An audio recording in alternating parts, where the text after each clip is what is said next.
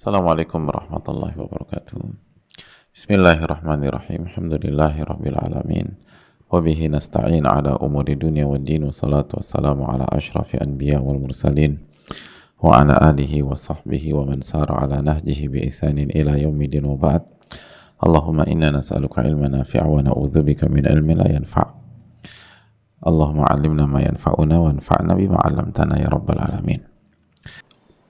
Hadirin Allah muliakan, tidak lupa kita mendoakan saudara-saudara kita yang sedang tertimpa musibah, sedang terkena bencana, sedang sakit atau cedera atau kehilangan. Semoga mereka diberikan taufik oleh Allah Subhanahu wa taala untuk bisa sabar, bisa ridho terhadap apa yang Allah takdirkan, dan semoga mereka mendapatkan pahala yang berlimpah ruah, diampuni segala khilaf. Karena rasa sakit dan musibah yang menimpa seorang muslim salah satunya adalah untuk menggugurkan kekhilafan dan dosa. Dan ingatlah selalu sabda Nabi SAW, Innallaha idza ahabba qauman ibtalahum. Allah itu kalau sayang kepada sebuah kaum, maka Allah akan uji kaum tersebut. Jadi kalau Allah sayang, Allah akan uji. Dan selalulah ingatlah bahwa ini semoga menjadi indikator sayangnya Allah kepada kita.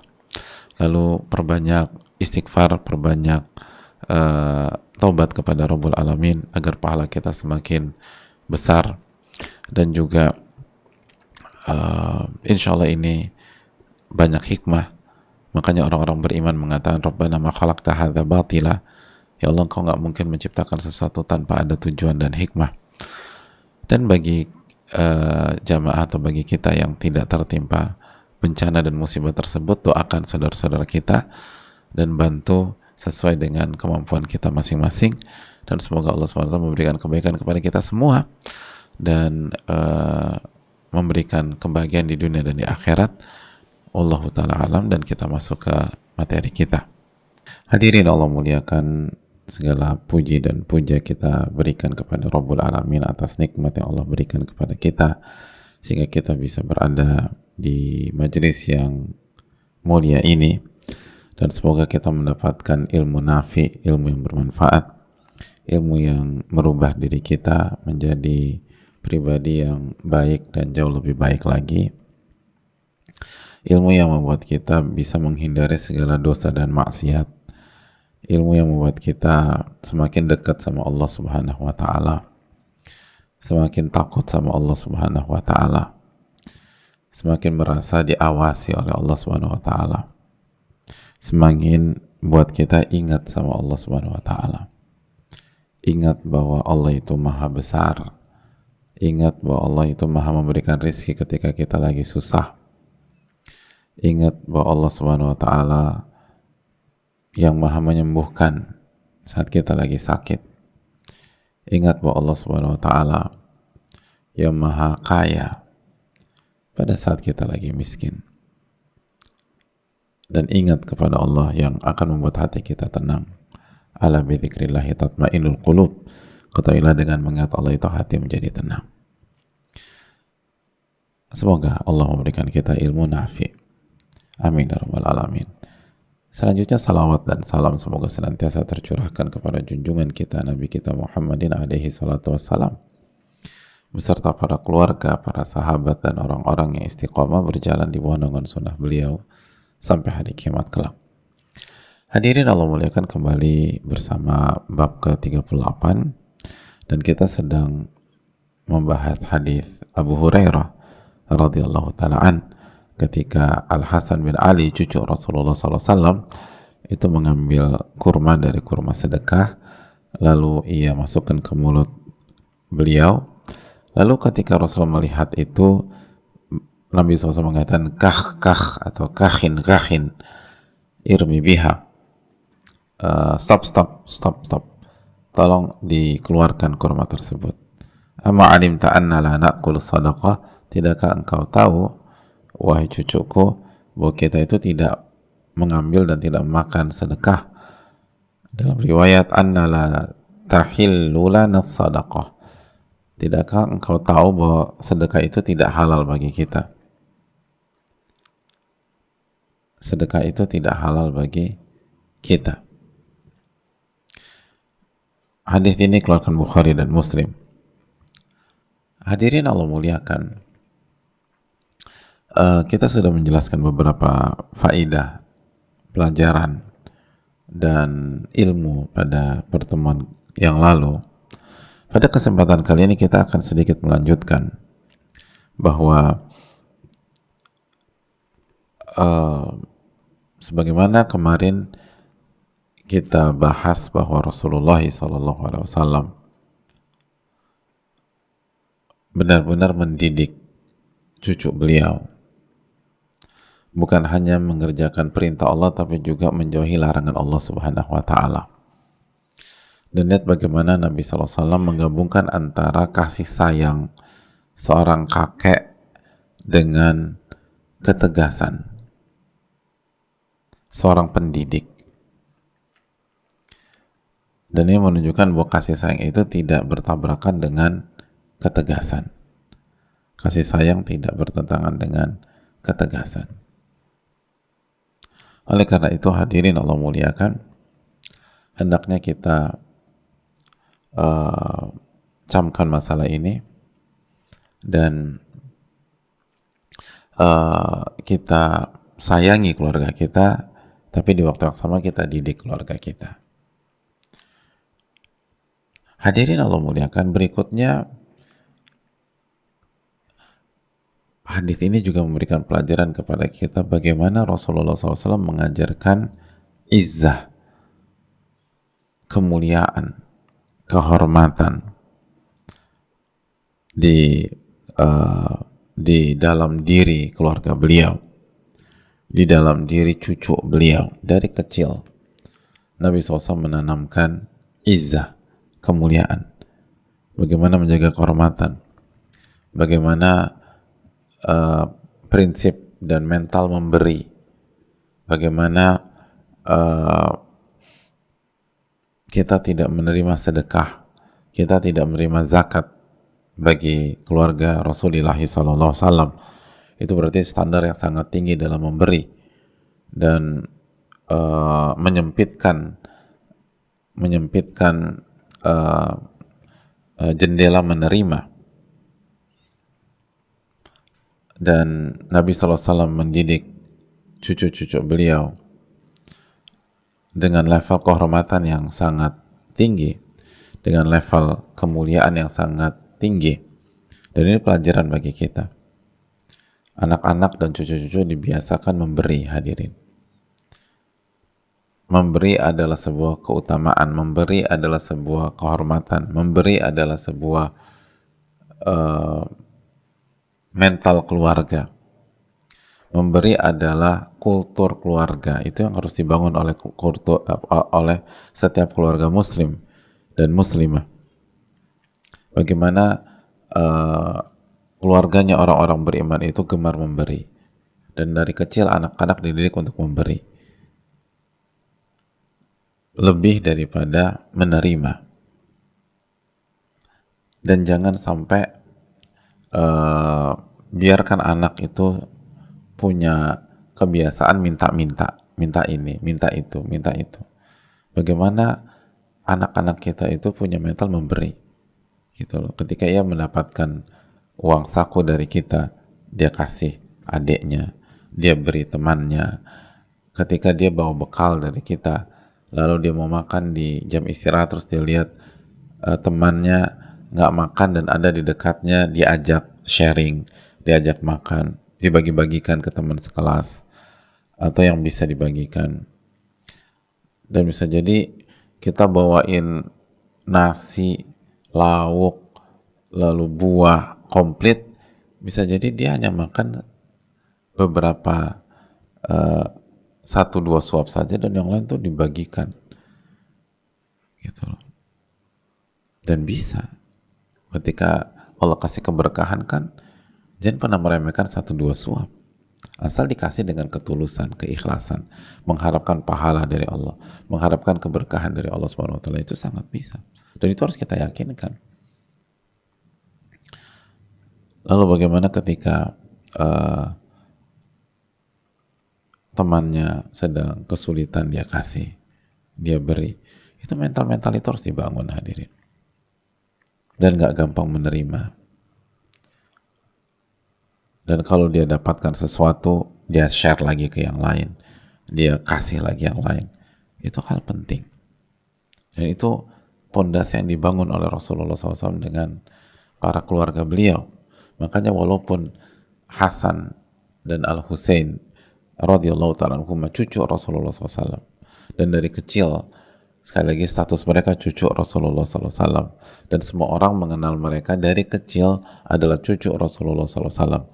Tapi itu tidak membuat mereka itu tidak membuat mereka manja, itu tidak membuat mereka egois, itu tidak membuat mereka arogan, itu tidak membuat mereka berbuat suka-suka. Bahkan mental memberi ini benar-benar menghujam dalam diri Al-Hasan radhiyallahu ta'ala sampai pada titik pada saat beliau punya kesempatan menjadi khalifah, beliau beri kekuasaan itu kepada Muawiyah radhiyallahu ta'ala anhuma.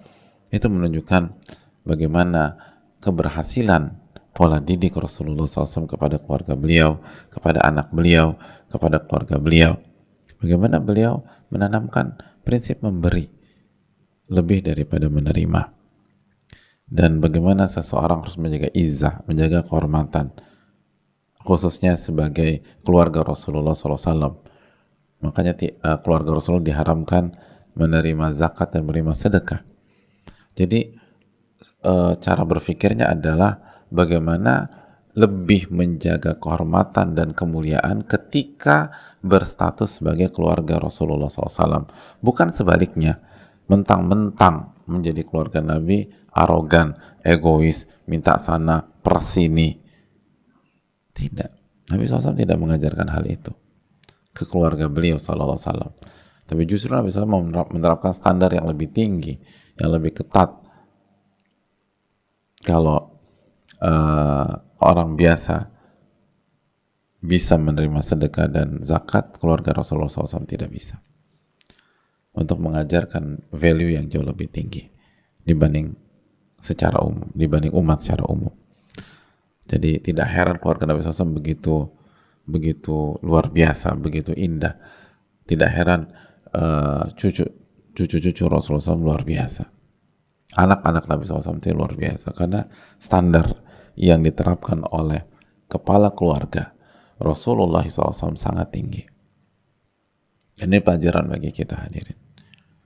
Pelajaran bagi kita. Kalau kita ingin menjadi keluarga yang besar, kalau kita ingin menjadi keluarga yang kuat, maka terapkanlah standar yang tinggi. Lebih daripada standar normal dan standar kebaikan, standar ketakwaan, standar iman, standar kebajikan, standar memberi, standar sharing, standar mensupport orang, standar kebaikan yang lain. Itu yang perlu kita camkan bersama-sama. Oleh karena itu, hadirin Allah muliakan, kalau kita ingin solid sebagai keluarga, kalau kita ingin punya keluarga besar, maka itu yang harusnya kita lakukan. Dan minta pertolongan kepada Allah Subhanahu wa taala. Didik keluarga kita menjadi keluarga pemberi. Bukan peminta-minta. Bukan oportunis ya, negatif. Tapi kasih. Lalu kasih. Lalu kasih. Kasih. Yadul ulya khairu min yadi sufla. Tangan di atas lebih baik daripada tangan di bawah. Jadi hadirin Allah muliakan, ini hal yang begitu indah yang ditunjukkan oleh Nabi kita Sallallahu Alaihi Wasallam. Dan hadirin Allah muliakan, sebagaimana juga Nabi SAW memperlihatkan kepada kita bagaimana ketegasan dalam mendidik dan bagaimana disiplin dalam mendidik. Makanya para ulama mengatakan hadis ini yadullu ala syiddati hirsin Nabi SAW ala tizami hafidi bi ta'alimil Islam. Hadis ini ketika Nabi SAW meminta Al Hasan untuk mengeluarkan kurma tersebut dan meletakkan kurma tersebut, itu adalah pelajaran besar bahwa Nabi memberikan edukasi kepada Hasan untuk disiplin dalam menjalankan tuntunan Allah dan Rasulnya Sallallahu Alaihi Wasallam itu. Dan harus disiplin. Kalau emang nggak boleh, nggak boleh. Harus disiplin. Walaupun udah masuk mulut, keluarkan. Harus disiplin. Dan itu akan menjadi mental sampai cucu-cucu Rasulullah SAW itu menjadi dewasa dan tua. Ini hal yang sangat penting dan sangat luar biasa. Nabi SAW nggak mengatakan, ya udah besok jangan lagi ya. Untuk ke depan jangan ya. Enggak. Selama masih bisa dicegah, dicegah. Dan itu harus disiplin. Keluarga itu harus komit dengan peraturan. Keluarga itu harus komit dengan SOP. Keluarga harus komit dengan nilai-nilai yang dibangun oleh kepala keluarga, dan kepala keluarga harus membangun nilai-nilai yang digariskan oleh Allah Subhanahu wa taala dan Rasulnya Sallallahu Alaihi Wasallam, dan itu harus dijalankan dengan baik. Terus pelan-pelan, dan ketika ada khilaf, ada kekurangan atau ada ketidaktahuan, segera diingatkan. Dan diingatkan dengan baik. Nabi SAW nggak marah-marah ke Al Hasan. Nabi SAW nggak marah, tetap sayang sama Al Hasan. Baik, tadi kita bilang sayang itu tidak kontradiksi dengan ketegasan. Sayang itu nggak kontradiksi dengan disiplin. Nabi tetap tegas, Nabi tetap disiplin, dan Nabi SAW tetap sayang. Nabi SAW hanya mengatakan, tidakkah kamu tahu bahwa kita dilarang menerima sedekah dan zakat? Cuman gitu aja. Nggak bikin malu aja keluarga saya. Nggak bilang begitu Nabi SAW. Gimana sih? Kan udah jelas. Enggak, Nabi SAW nggak ada bilang demikian. Jangan bikin malu kakek ya. Nabi SAW nggak mengatakan demikian. Tetap baik. Tetap lemah lembut. Dan Nabi kita SAW benar-benar profil ayah dan kakek sejati. Ini yang harus kita teladani. Ini yang harus kita teladani. Dan hadirin Allah muliakan, terakhir lihat bagaimana Nabi SAW mengatakan bahwa kita tidak dihalalkan untuk menerima sedekah dan zakat. Kita tidak dihalal. La tahillu lana sadaqah. Kita nggak dihalalkan. Artinya apa? Nabi SAW ingin mendidik keimanan. Nabi SAW ingin mendidik tentang tauhid kepada anak dan cucu. Nabi SAW tidak menyandarkan ke sisi kakek misalnya. Kakek kan udah bilang nggak boleh gitu. Tapi Nabi SAW mengatakan kita tidak dihalalkan itu. Berarti yang menghalalkan dan mengharamkan siapa hadirin? Allah tabaraka wa ta'ala. Nabi SAW ingin mengingatkan Allah yang ngatur kita loh nak. Allah yang membolehkan sesuatu dan Allah yang melarang sesuatu. Ini bukan tentang kakekmu, ini bukan tentang ayahmu, ini tentang Allah Subhanahu wa ta'ala. Ingat loh nak, Allah tidak membolehkan ini. Allah membolehkan itu. Allah Subhanahu wa ta'ala memerintahkan kamu begini. Allah Subhanahu wa ta'ala melarang kamu melakukan ini. Semua dikembalikan kepada Allah Tabaraka wa ta'ala. Jadi upayakan keluarga kita itu penuh dengan edukasi yang dikembalikan ke Allah Tabaraka wa ta'ala. Yang dikembalikan ke Allah, bukan ke si A, bukan si B, bukan si C, tapi dikembalikan kepada Allah Tabaraka wa ta'ala. Itu hal yang harus kita tanamkan bersama-sama. Dan ini yang diajarkan oleh Rasulullah SAW. La tahillu lana sadaqat. Tidak dihalalkan bagi kami memakan sedekah atau memakan zakat. Wallahu ta'ala alam. bisawab. Baik. Saya rasa cukup sampai di sini jamaah, semoga bermanfaat dan semoga kita mendapatkan ilmu nafi dan diberikan taufik untuk beramal dengan amal yang soleh. Saya rasa kita sudahi dengan segala keterbatasan dan kekurangan kita, dan semoga bisa kita amalkan, dan semoga kita bisa membangun keluarga kita dengan iman, dengan tauhid, dengan apa yang Allah ridhoi dan menjauhkan apa yang Allah benci. Dan kita bisa meneladani Rasulullah SAW bagaimana beliau tetap sayang dengan keluarga, dan manusia paling sayang dengan keluarga, tapi beliau sangat tegas, sangat disiplin, dan mengajarkan izzah dan kehormatan, mengajarkan kemuliaan dan kehormatan kepada keluarga. Izzah dan kehormatan itu hal penting, dan tidak mengajarkan keluarga minta-minta. Wallahu ta'ala alam bisawab. Semoga bermanfaat. Rabbana taqabbal minna subhanaka wa bihamdika la ilaha illa anta astaghfiruka wa atubu ilaik. Assalamualaikum warahmatullahi wabarakatuh.